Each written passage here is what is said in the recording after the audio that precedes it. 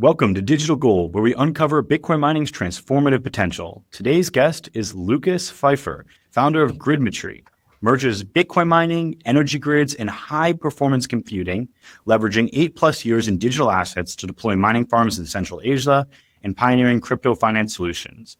At Imagery, he reimagines data centers as dynamic, grid-responsive assets, stabilizing volatile energy networks through projects like their partnership with Onyx Energy AG in Sweden. Using ASICs to enhance grid flexibility, Lukas's vision is to transform grid challenges into opportunities, aligning energy resilience with business innovation. Welcome to Digital Gold. Excited to have you. Hey, JP, I'm happy to be there. So you found Bitcoin how? What was the very first interaction with it? And then tell me the story about your first miner before we jump into the journey it's been for you. I found it through a friend who was living in the same student residence as I was living in Germany, in Munich. And this friend actually discovered Bitcoin, and he is a mathematician, and he was completely fascinated by it. And he then built his own mining rigs in the student dorm in the basement. And he basically stopped focusing on his studies and only focused on Bitcoin. And I told him that it's very stupid. He shouldn't do that. And he needs a degree and he needs to finalize his studies. And let's fast forward a couple of years. This guy, Marco Streng, is the founder of Genesis Digital Assets. And then he hired me. I must say that I didn't see it at all when I first saw Bitcoin in 2012. I still didn't see the potential, and I needed 5 years until 2017 really to understand it. And once I did that, I started focusing my career on it. I worked at Genesis Mining, which is now Genesis Digital Assets, helped them scaling in Central Asia. And also because of my background, which is coming from M&A, due diligence, traditional finance, I was always working at the intersection between the traditional financial markets and Bitcoin mining. And so my first own miner the first miner I actually saw was in Kazakhstan in a 40 megawatt Bitcoin mining facility that we developed there. So you were on the ground floor of, let's say, one of the biggest mining firms with one of the fastest growth trajectories at that time. Bring us into a memorable story that you have of either things going really well or you stepping into a facility and things going really bad. And share that pace, that culture, the fast environment. For those who don't know, Genesis was one of the original large graphics GPU miners at high scale, ASIC miners at scale, really would be today's public Bitcoin miner back in 2012. Yeah, it was until 2021 also. The scale what Genesis has and still has today is still one of the biggest miners on the planet.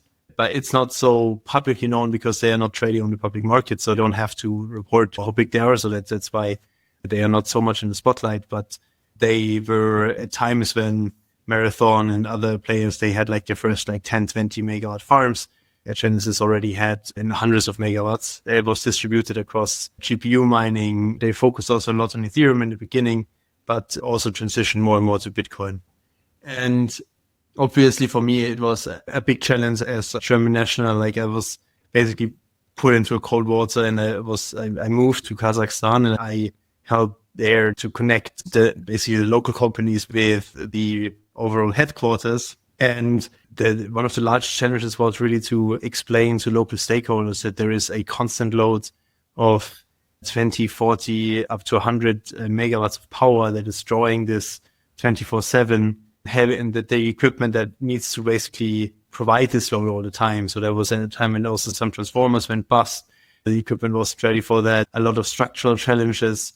We had to take care that some precious materials like copper cables were still in place overnight. So after that, so that was quite a challenging environment, and definitely not only culturally, people there are super nice and well educated, much more than kind of our Western perception would expect. So that has basically brought me a long way in my thinking of this region, and also of thinking about digital currencies in general. So that was a great experience. And so you drop into this region, do you know how to speak the language or no? And you're trying to explain to the locals the benefits of our industry. Give me a little bit more on that experience specifically, as I can imagine how hard it might be. Yeah, we also organized the first blockchain focused conference in the region. So people speak Kazakh and Russian. I must admit that I thought, okay, I'm going to learn like some basic Russian. It's also useful outside of Kazakhstan. So I was able to communicate like in a cab also. That was my level. So very basic, but we organized the first blockchain conference in Astana. And it is also, we had a bunch of politicians also coming there. So not unfortunately, not like the president, but like people on the first row of ministries, and literally having whole security apparatus coming there. Suddenly people from the Secret Service flooding the place, and then having to basically sit in official meetings where you also still don't really understand a thing, and just listening in and maybe say a few words when it's translated to you. Being able to converse with all of the stakeholders from politics and business is very intertwined there.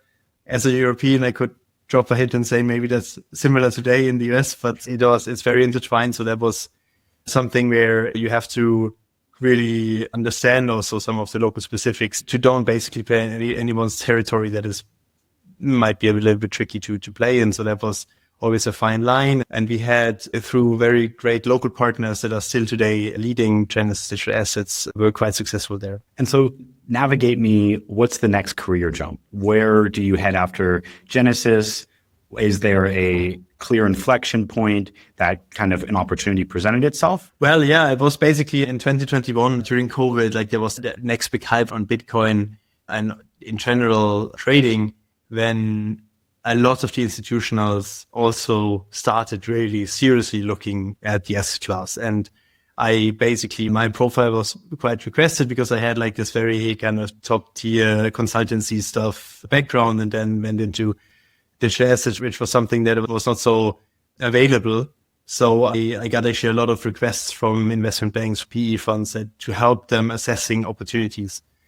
And that's why I found actually the opportunity to also set up my own firm, Crypto Oxygen, where we were actually one of the first advisors in the space that helped PEs, VCs, investment banks, or big family offices to assess their digital asset investment opportunities.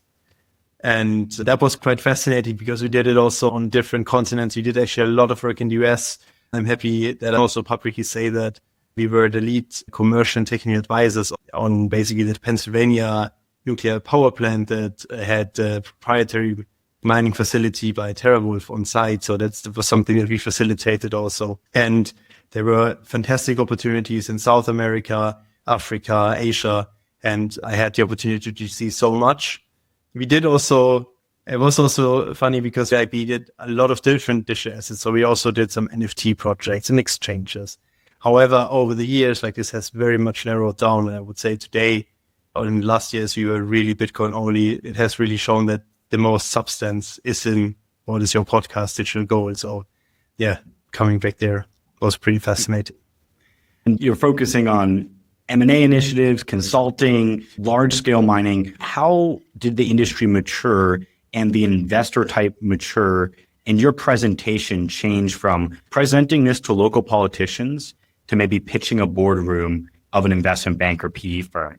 What changed and where did the narrative shift? So I would still say that boardrooms and investment committees, even today, are still much more conservative than you would think. I think that in the US, it's better. So typically there is already much more openness to digital assets and Bitcoin mining investments in the US in more institutionalized funds. In Europe, it's very far behind. So in Europe, still a lot of ICC still have a problem with Bitcoin. They cannot touch it. They cannot feel it. They don't understand it. But in general, you would be very surprised if we are stepping out of our own bubble, how far behind lots of the boardrooms and ICs still are. The biggest shift, though, I would say, is the understanding of Bitcoin as an asset class and the interconnectability with energy, how important energy is, what role energy plays for Bitcoin, but also the other way around, what Bitcoin can play and can influence energy and thinking of energy. So A lot of the funds which are now seriously looking at it are more coming from the infrastructure side, institutionalized infra funds who are really seeing this great potential that Bitcoin as an asset class has for the better monetization of their different kinds of power producing assets. And so this merge of real large Bitcoin mining players and small ones and the energy markets. Now, obviously on the podcast, we talk about those interconnections a decent amount, but walk me through that industry and maybe where it is today in Europe, maybe where it was 5 years ago, and where you see it going. So a lot of time can be spent on this question as we digest the market, and then we can talk even about the US as well, what you're seeing there. A lot, I would say the biggest mindset shift or the biggest difference is the focus on pure financial incentives versus ideology and the renewable story. I would say whereas the biggest, I think a lot of difference is that whereas investors in the US are either more agnostic or have understood that actually Bitcoin is a great way to monetize renewable energy assets, in Europe, it is still a very ideologically driven discourse. So a lot of the funds that are heavy investors in infrastructure, they have in their mandates, they want to be ESG compliant, and this ESG compliance sometimes just does not include Bitcoin. So I had a lot of situations where we talked to investment managers and they said like, yeah, it's great, but I like it, but our IC wouldn't probably touch it because it has a Bitcoin exposure. And the amount of education that you still need to do to get them across and explain like, look, guys, it's Bitcoin today is the fifth biggest asset class. It's there. You are not the ones that are deciding like whether that has value or not, or whether that's so ecological or not. It's there. And it's something that you need to basically, that you also need to bring to your investment community. In the US, that is already there. Like this understanding is already there. In Europe, you see a lot of market dysfunctionalities. There is still a lot of the energy markets are very driven by a lot of subsidies, by a lot of energy taxes. So that's something, a lot of complexity that you need to understand. And what's happening is that sometimes that drives to companies that grow very fast. So energy and battery companies, for example, we have one battery supplier in the Nordics, Northvolt, which was one of the biggest battery producers in the region. However, production costs are much too high compared to Chinese competition. So they just went bust a couple of weeks ago.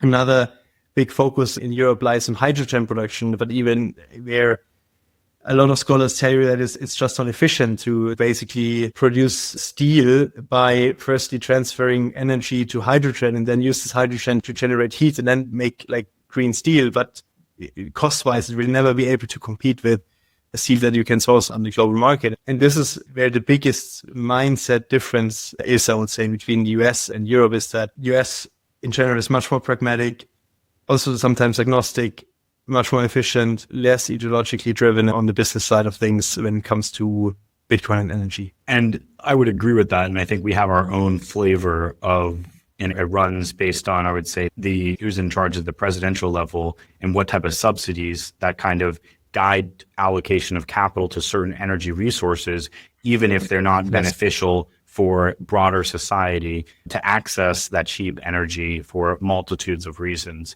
And when it comes to the demand response markets and the ability for Gridmetries and its innovation and integration into the data centers with energy grids, walk me through that process. Was it always available and now you guys are unlocking it? Or is this new regulation that is allowing this type of frequency and grid control? Basically, how we got to it is that we are in a very strong partnership with Flexionix, which is a data center operating company in Europe with data centers in Sweden that host a large share of ASIC servers.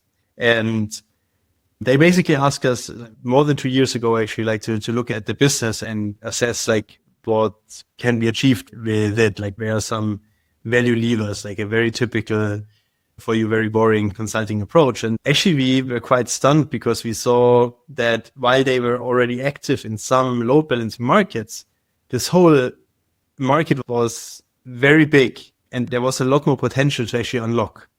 So basically what does load balancing mean is there's different levels of basically you're helping with your flexible load to stabilize energy grids.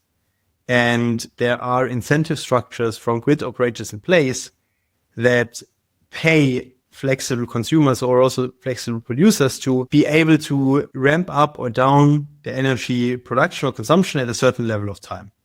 And there are basically 12 programs that globally, everywhere it's different, but it's also very similar. So in general, there are different programs that have different requirements in terms of reaction speed, in terms of accuracy, in terms of being able to hold a certain degree of energy consumption over a certain level of time. And we thought, okay, let's see how many of these programs we can actually comply to with ASICs. And over the last 2 years, we managed to actually even meet the fastest fast frequency response programs, which have a response time requirement of 0.7 seconds, so that the signal gets to the miner is basically shutting off. And this has unlocked basically a completely new revenue stream for Bitcoin miners, because grid operators pay the energy consumer for the ability to ramp up and down very fast. And yeah, that's the basic concept. And this concept exists in a lot of European markets. It also exists in the US. There is already load balancing happening. Mostly, I would say, on the secondary and tertiary reserve markets. It's a lot of lingo in Pennsylvania, PJM.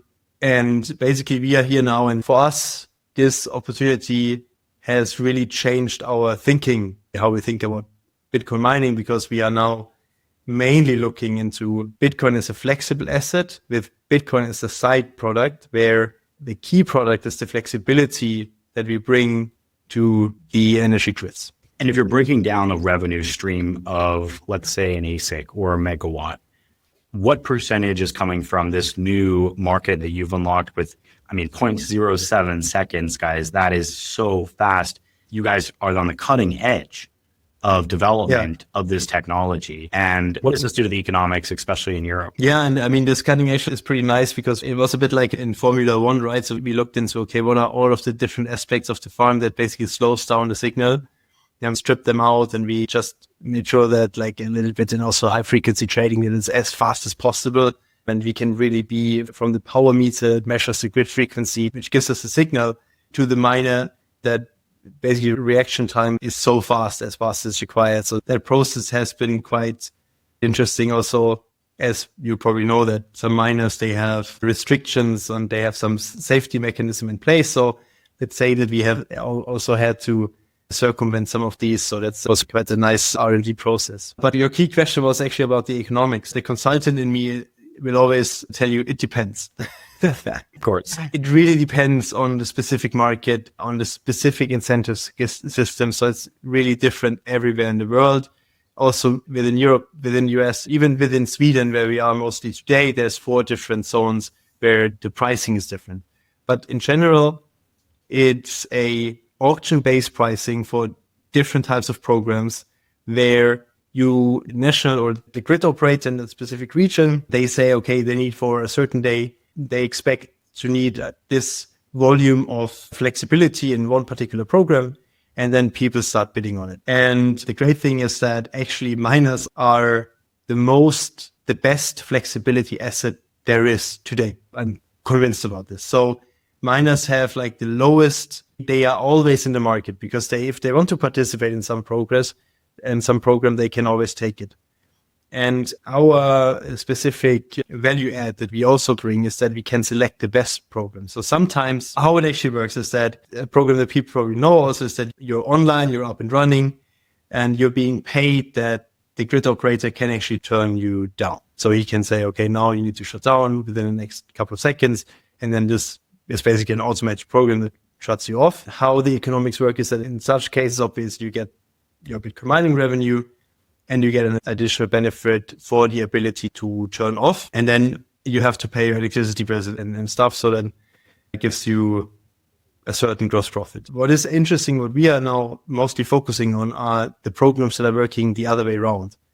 So our miners right now are actually off most of the time. We are being paid, but we are being paid for the ability to ramp up very fast. And what that actually means on the economics is that you are being paid for basically for doing nothing, but sometimes you need to be very fast in activating your miners. On a gross profit, then obviously measured in fiat, because you don't produce any Bitcoin, that is oftentimes actually better than being up and running and just turning off. But the great ability now for us as an energy, that's why I'm saying we are looking more in the flexibility side and we are less thinking about Bitcoin, is that we are basically profitable in both scenarios. If energy prices are relatively low, we can participate in the programs that are paying us for being up and running to shut down. If energy prices are higher, we participate in the programs where we are being paid for being on the sideline and being ready to turn on. And this is the true flexibility and the true ability for load balancing that we bring to the market, which is a completely different mindset, but it really is the best. It brings the most effect and the best benefits to energy grids. And it really is the biggest strength for Bitcoin mining. Yeah. And this is why Bitcoin mining is such an onion.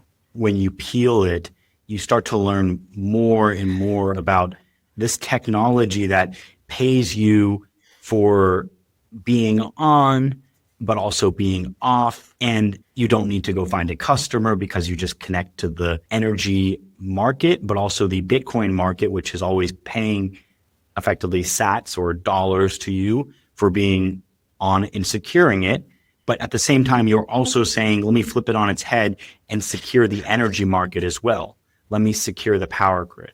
And that's something where, is that only really Sweden? Is that the larger parts of Europe? Is that also in America? Can you talk to me where there's dual-sided market approaches? Because most people understand, oh yeah, you're running power, I turn off my power, I pay less for the energy because it's expensive. Yeah. But what you're saying is the power is expensive and I'm going to turn on, but I'm going to get paid way more than if I was off. Exactly. I'm going to turn on and get basically an additional revenue. I'm going to get paid additionally because the grid operator is allowed to turn me off, right? For a brief moment of time. So that equation, there are these programs, and this is something where I must admit that unfortunately also I'm not already fully in all of the markets, right? So we are really, these markets have always very much specifics and we are experts already in Sweden, Norway and Finland, but we are really now also diving deeper into other markets and we are looking into, in US, we are very much focusing on ERCOT and PJM because they have the so-called Reg A, Regulation A markets, which are very similar. So we are now already having first discussions with the local players to see, okay, can we enroll them there? What else can we bring them in terms of flexibility? How is our product enhancing their flexibility even more? Yeah, so that's basically the distribution. But you asked me before also about the economics and the pricing. And what I wanted to share with you is basically how in the last couple of days, for example, you said that Bitcoin is like an onion. So in Sweden, we have the situation right now that there is a lot of water in the hydro system. So flexibility and grid stabilization in Sweden very much depends on hydro dams, because you can imagine that whenever there's like too little production or there's too much energy in the system, they use the hydro dams to pump water from bottom to top. So basically they fill the reservoirs. Now the whole winter was very wet. So all of these reservoirs are full. So these hydro dams, they have a very limited ability to react on times when they actually need to take energy out of the systems. And that means that the markets, the energy grid, the grid operator wants flexible demand to be actually offline, but ready to take energy from the system if they needed to. So what happens for us at the moment in Flexionics is that we are basically being paid for being offline. However, we are getting a lot of activation signals, and which means that we are being turned on, and then the grid operator pays us additionally. Basically, we are being turned on at negative electricity prices. So the grid operator pays us additionally to take energy off the market. And then additionally, we have Bitcoin mining revenues because we are on and running. So that stacks our revenue three times. Three revenue streams, which I think is basically something that is quite unique worldwide. So we're quite happy about that. And it's obviously, it's not a situation that is there all the time, but with our flexibility, we are able to profit from that and we are able to monetize it whenever it's there. And this is just from someone on the outside. They hear Bitcoin mining uses a lot of energy, and that's it. But what they don't understand is that energy is like water. And if you don't have a place for it to go, it can destroy the electric grid because it is so powerful. Exactly. I mean, as we have seen in Spain, where we had a huge outage, a huge blackout of the whole Iberian Peninsula just a few weeks ago, it's still not 100% clear like how exactly it happened, but there was a lot of renewable energy in the system when the outage happened, and it's likely to be interconnected there. So as you exactly say, like it's like water, like you need to, the best thing for really enabling the energy transition and having more renewable energy producers like solar and wind there, which have a very intermittent nature, is to also balance that on the demand side with flexible demand. And Bitcoin is the perfect flexible demand. So now let's talk about the real technical issues with doing this. We don't need to dive in maybe into the secret sauce or the how you got from frequency trading to meter. And, I'm guessing you got a long fiber cable from the meter directly into the miner, perfectly across the ground in a perfect straight line. But for real, the degradation of the ASICs, turning on and off, hash boards breaking, is that a problem? Are you using hydro cooling, air cooling? Does it work with S9s? Are you guys S19s, S21s? Like, where do we sit in the stack? And what percentage is going down every time every day? Or is it similar to running a normal Bitcoin mine in the same degradation? So it is more maintenance intensive than just being on and running all the time. So today, actually, in fact, the most data centers that we manage and also Flexionics, we have about different types of S19s, and we have them air cooled. So obviously in Sweden also there's not such a big difference in the temperature, so that's okay. And we can see that basically turning them on and off and on fairly frequently. We basically cycle a few times per day. Definitely requires us to have basically a more rebooting, a bit more attention. We haven't seen so much increasing failure rates on hashboards so far. I mean, obviously in the testing sometimes we broke something in the testing, which wasn't great, but you need to basically also find your boundaries. So that was also, we had some learnings there, but good that we are doing this on S19s and not any of the latest stage hardware, because it's definitely something that you need to get comfortable with, and you need to get more learning, and you need to see how this goes before you roll it up in the latest stage, very, very expensive, very high efficiency fleets. Yeah. And so when that's the degradation of the machines, what about the implementation and the network interface and the programming? Did you guys custom code all of that to work with the meters? And is there obviously special types of meters you need? Most Bitcoin miners would have to upgrade their meters. And I know in the US, some of the programs to get into, the meter might be a year out. Are you seeing the same thing in Europe and where you're operating, where the meters are just hard to get? And then to that point, expanding it about the availability of these meters, what's the scalability of these programs? Do they start to max out when you had 500 megawatts of this load, or is there really so much demand because of all the renewable energy and the inherent problems that you think the market can continue to grow? Or is there really a local constraint based on the local economics or local grid needs? That's a very good question. So basically, starting on the technical side, so power meters, yes, it's a topic. It has long lead times here, but not like a year. It's like a 3 months lead time or so, like 2-3 months. And as I said, it's also something we learned, like you need to have a very high degree of granularity, like in 0.1 seconds interval that basically takes the energy to be able to communicate the very precise consumption to the national grid operator. Also on the miner, we actually looked into working with existing firmware, also existing mining maintenance systems.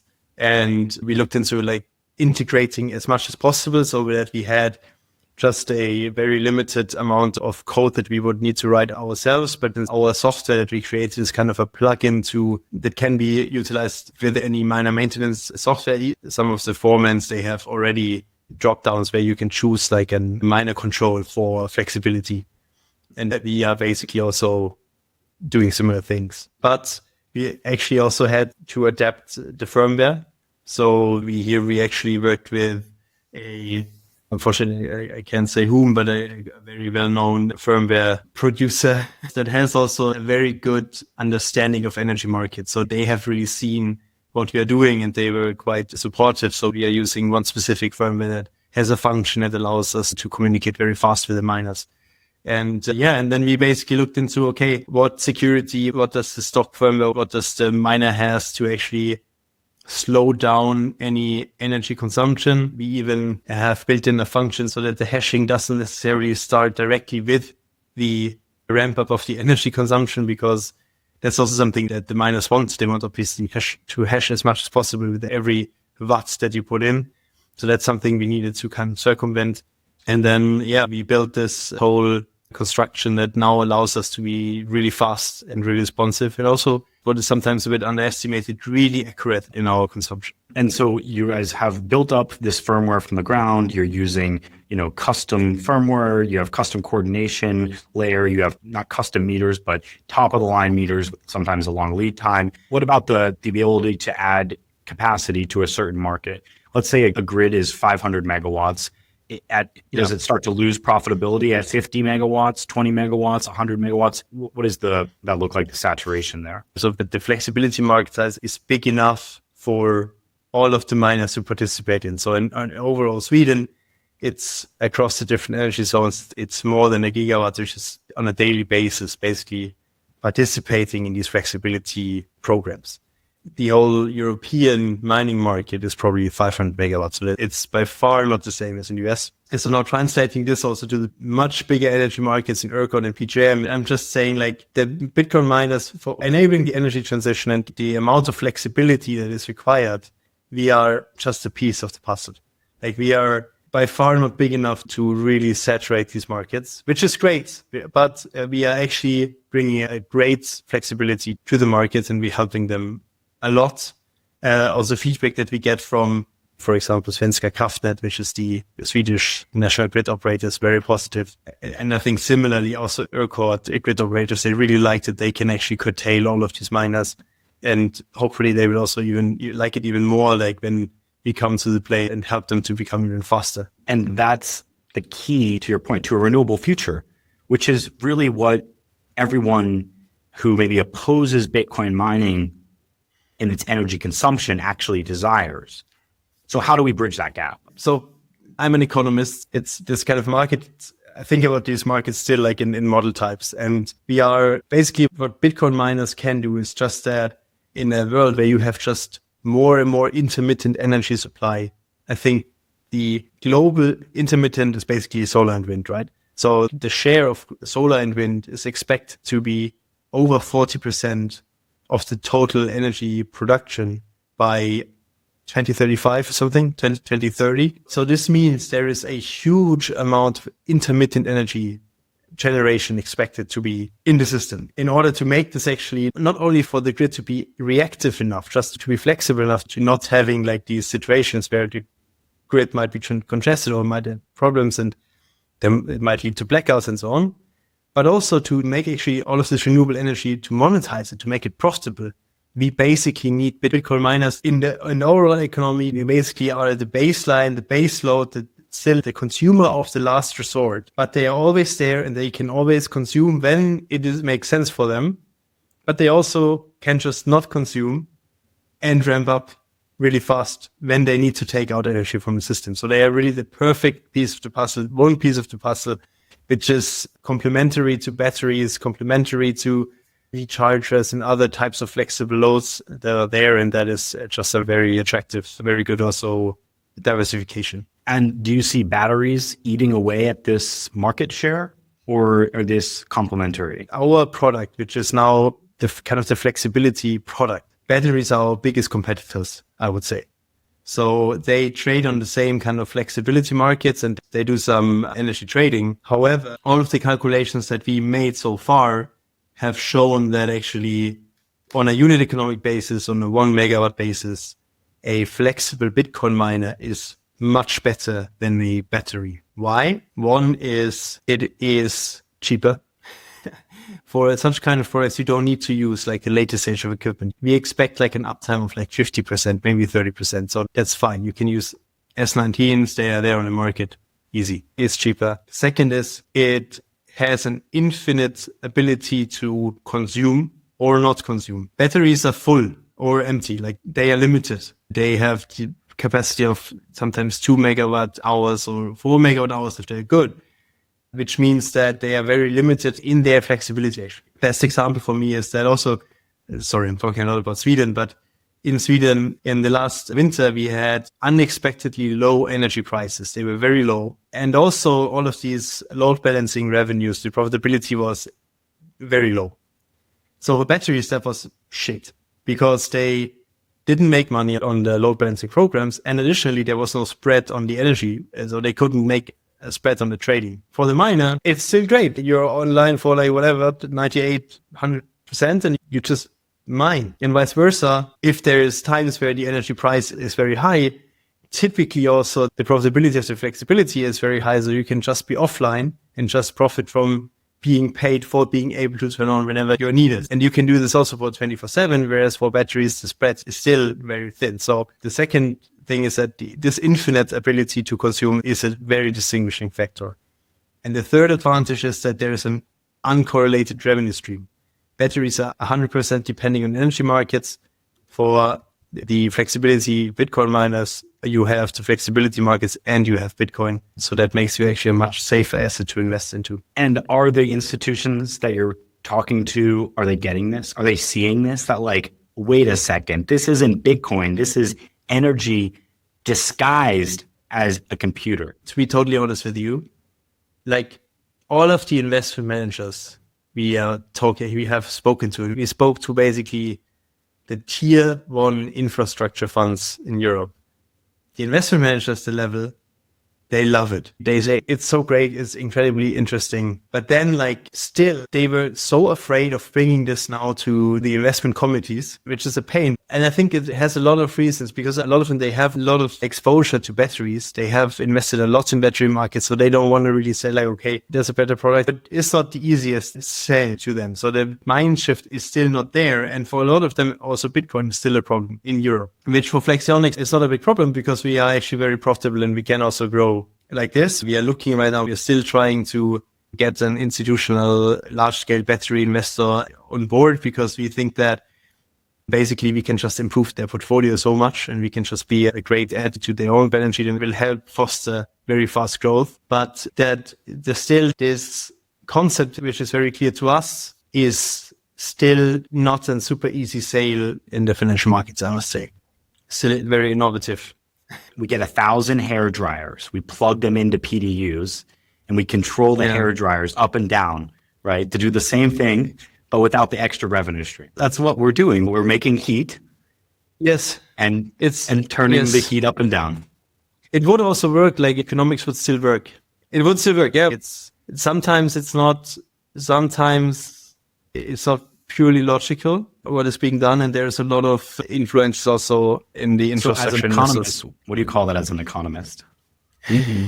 I would say it's not Pareto efficient. It's not efficient. It's not an efficient market, but we're getting there. And with basically also the push also from the US, so where Bitcoin is now on the brink of becoming also basically a state reserve and federal, so that helps also to basically these old fund managers drinking their cappuccino or their matcha latte in Berlin or cappuccino in Paris, they also wake up. So 5 years from now, where do you see your company and where do you see this industry? And we talked a little bit about what happened in Spain. This market's only going to become more volatile. Yeah. The grid is only going to need more control and frequency. What's the future look like? So basically, I mean, if you want to look 5 years ahead, let's also look 5 years back. So, I mean, now it's 2025. So in 2020, I think that people still haven't realized that, as you say, as we are peeling the Bitcoin onion, we are basically abstracting it even more, right? So in 2020, people started to realize and started to dig into the interaction between energy and Bitcoin, right? And how that can be monetized. So they started to look into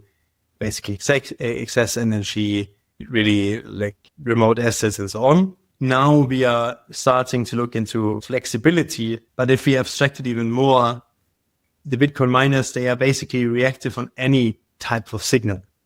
So, and this can be not only the signal doesn't need to come from electricity grids, but it can also come from, for example, other data center applications. So I would expect that we will see even more integration between high performance computing data centers and Bitcoin mining data centers, where the reactiveness of the ASICs can be used to flatten out a very volatile consumption line of high performance computing that can be helped to basically have their capacity all utilized all the time. It can be used to basically coexist in a hybrid data center where you basically more and more have a very comprehensive approach to how energy is transformed into types of computational services.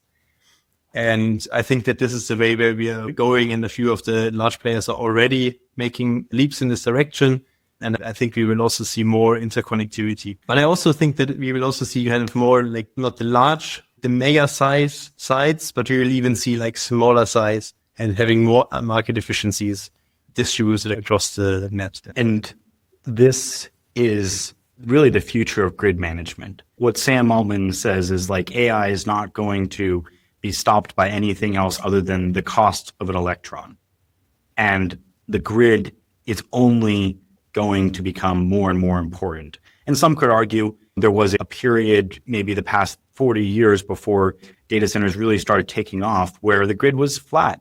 Consumption was flat. It was but now it's one of the most interesting and fast growing industries in the world because of Bitcoin compute, because of AI compute, because of renewable and that the stimulus on renewable energy. This whole space, if you are someone who's looking for a role, you have to be looking in this sector. And I'm just always amazed when I talk to people like yourself and just how much more I can learn about the opportunities across the world, because to your point, everyone has electricity effectively, and every electric market has these same problems. And it's localized, so which means it gives entrepreneurs like yourself and me opportunities to all play in the same market, but not directly compete against each other. Yeah, and you can learn so much from each other also. Like it's different types of, whereas like some of these systems are more advanced in Northern Europe, like they are also being implemented step by step in the US, and then you can basically transfer this knowledge to there, and different settings can be also transferred to other regions. What I find always very fascinating, if you look into how the Bitcoin algorithm is set up, and we have through the halving this crazy drive to more efficiency. This setup is a genius move. I sometimes hate it because obviously the profitability goes down if the price doesn't react. But if you look at it like more from a philosophical perspective, it basically drives miners to utilize the cheapest resources or to be more creative in being more efficient in utilizing of the resources, and to be very comprehensive in the approach. And the end game really is the most beautiful miner would be the one that is in a region where there's a lot of renewable energy that is already reactive, is embedded in another data center. So you can basically also react to different types of computable loads. So you can shift these loads, and you can be very diversified in your computational load. And then also that the excess heat is also utilized for whatever district heating or greenhouses. So you basically have a complete circular economy just within this one product that is then still like the ones that is basically has the best economics and is the most beautiful setup that you can have. And people are going more and more in this direction. There's on all these layers, there's more and more products. There are a lot of heat usage projects in the US, in Europe, where miners are being used for. And yeah, and we are playing our part on the flexibility side. So I'm very happy to work in this field. And you are not only playing your part on the flexibility side, but you've been in the industry for so long and 80+ years working through the different problems in the different eras of industry. The first one with Genesis was really scaling, industrializing mining. Second one is the bridge between finance, capital, and Bitcoin mining. And the third is one of the most exciting by far with the electric markets, telemetry, keeping the grid running, and keeping people warm in their house or cool with air conditioning, because the grid's always running, and that's really saving lives at the end of the day. Yeah, it's a good feeling to be at this actually very beneficial industry It is still nascent, it's still niche, and it also has a great spirit. So Lukas, what would you tell yourself in that dorm room if you were listening to this and you're in college again? Knowing what you know now, what's the advice you would give about this whole journey? You know that there is this one comic where a modern human is traveling back in time, and he's sitting there with all of these Neanderthals and the cavemen, and they say, so what is this internet? He says, I don't know. They say, yeah, and what are these cars? How do they work? He says, I don't know. As they are said, so what should we do? And he says, buy Bitcoin.